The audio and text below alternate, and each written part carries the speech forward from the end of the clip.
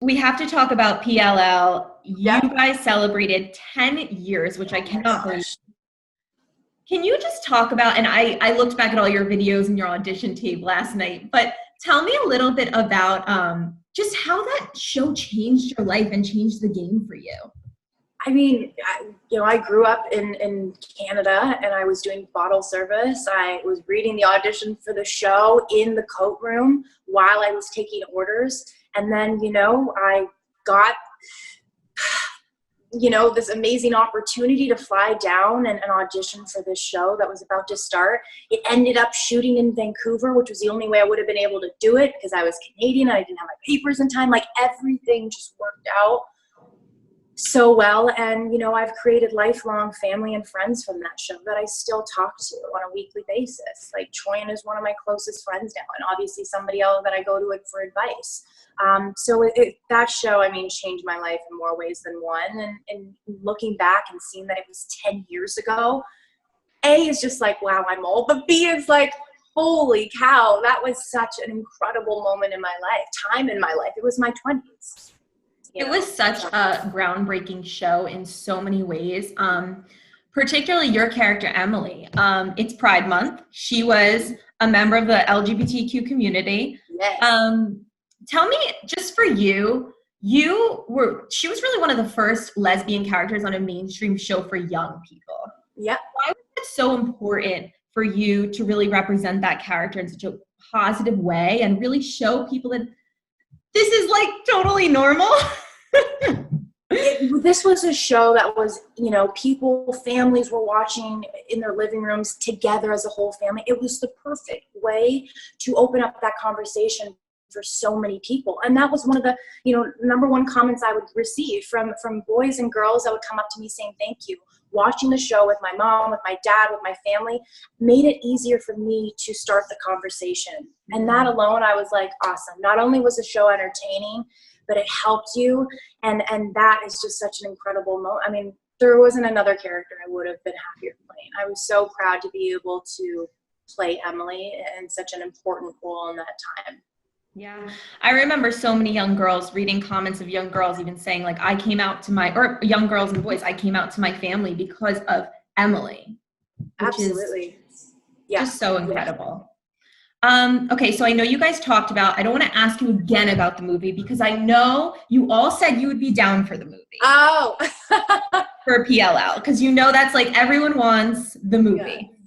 But my question is, where would you see Emily if the movie were to happen? Because of my love of travel, I'm going to say that Emily shares the same passion for travel that I do. And maybe she is living abroad, perhaps in Italy. I wouldn't mind shooting there. And she falls in love with, somebody who ends up being her best friend. And who knows? She just lives happily ever after.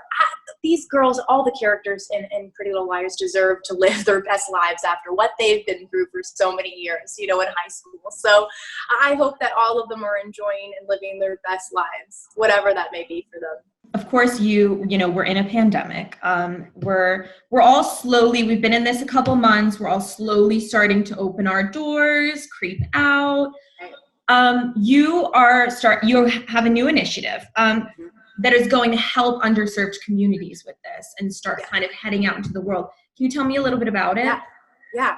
So I partnered with Safeguard, and they have donated $10 million worth of product and hygiene education to underserved communities through organizations like Save the Children, which, is incredibly important right now. As communities slowly start to open up again, our kids are going to be going to playgrounds and back to school, and we just want to ensure that they know the proper ways of maintaining a healthy routine, especially when it comes to washing your hands. It's something that you think is so simple, but yet even myself, I was guilty of, quickly rinsing them under the tap back in the day. And now I really do it. 20 seconds. It's so crucial that you really take that time, not only to safeguard your family and friends, but your community as well. Absolutely. What is your message to young parents kind of with children right now raising, one child or multiple children in this pandemic? I would say lead by example. Literally, kids are mimicking your every move. I know that's the stage that Atlas is at. I stick my tongue out, she does. I laugh, she laughs. So you want to encourage them to start a healthy routine as early as possible, so it's super important. I have a routine now with her. When we put her to bed, we wash her hands so she knows, she's touching everything, putting everything in her mouth. It's so important to start them at an early age. And I think, like I said earlier, not only let them know that they're protecting their family, but also the community around them. Absolutely. You are the queen of travel. So I know staying home right now for you is not easy. Yes. I love the story behind Atlas's name. Yeah. Where do you think the first place you will take her and travel to will be once you can safely do so? Vancouver, to see my grandma and for her to see her grandparents and her great-grandmother. FaceTime is such an incredible piece of technology. I have this thing with my grandma too, where I can FaceTime her easily every single day, but it's just not the same, of course. So as soon as we can, we're going to head to Vancouver so she can actually be held and touched, because they need to feel her rolls too. So yeah, Vancouver definitely is going to be the first place. I can't get over your child, honestly. She's just so adorable.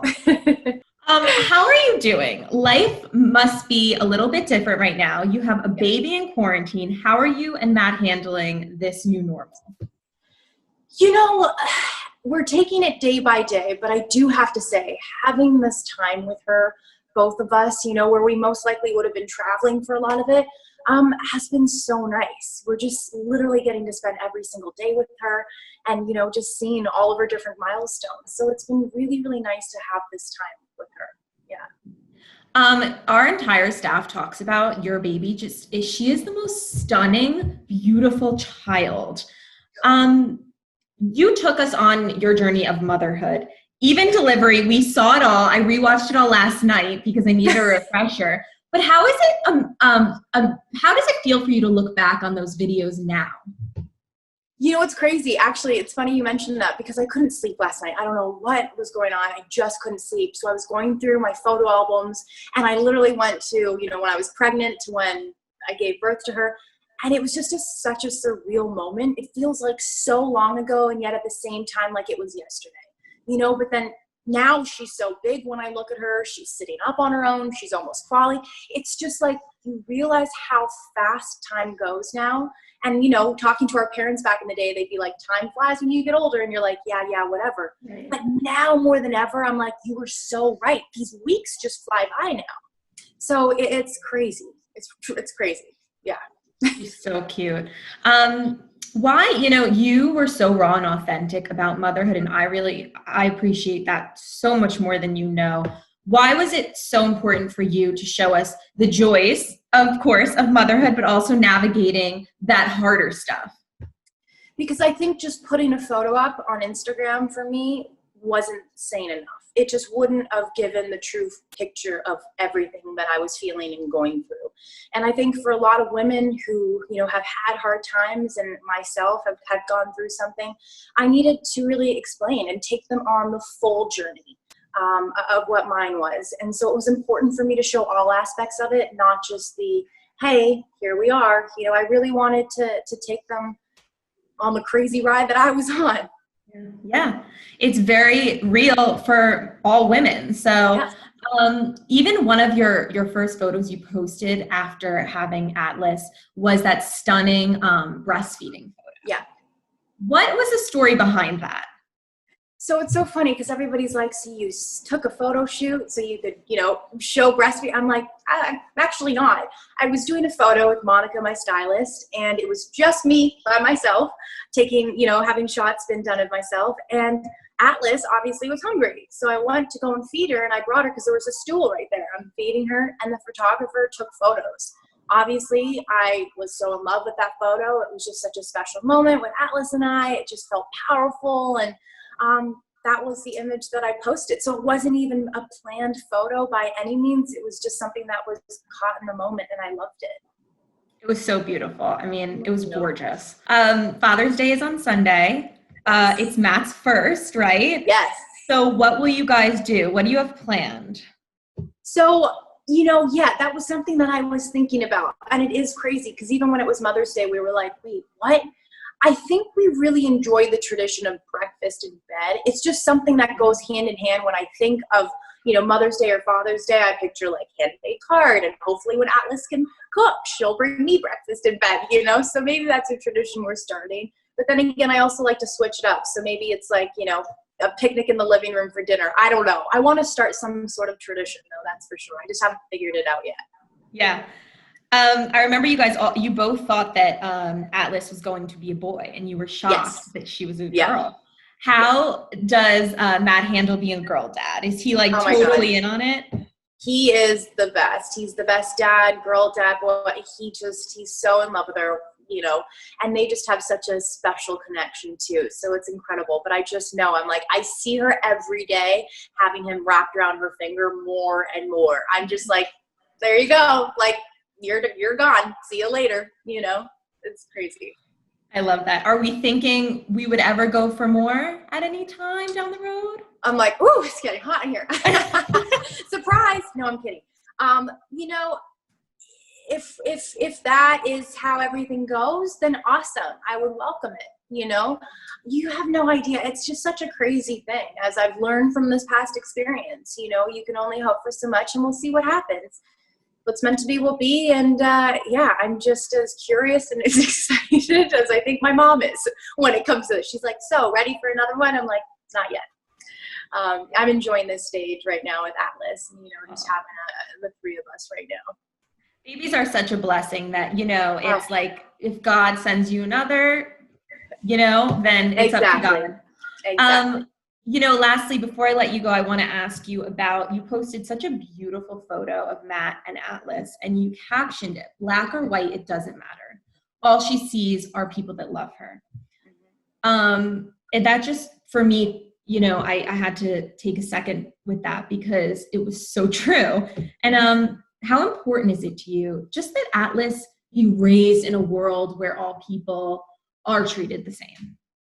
Yeah, especially coming from a mixed family herself. I think the number one thing we just want to ingrain with her is that no matter what your color is, you deserve to love and be loved without judgment, and I hope and I pray that hopefully in my generation, but certainly hers, that is a life that she gets to witness, that everybody gets treated equally. Mm-hmm. Yeah.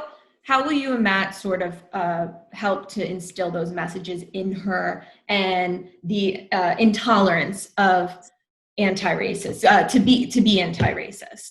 Right. I think educating them at a young age. One of her nighttime books is A is for Activist.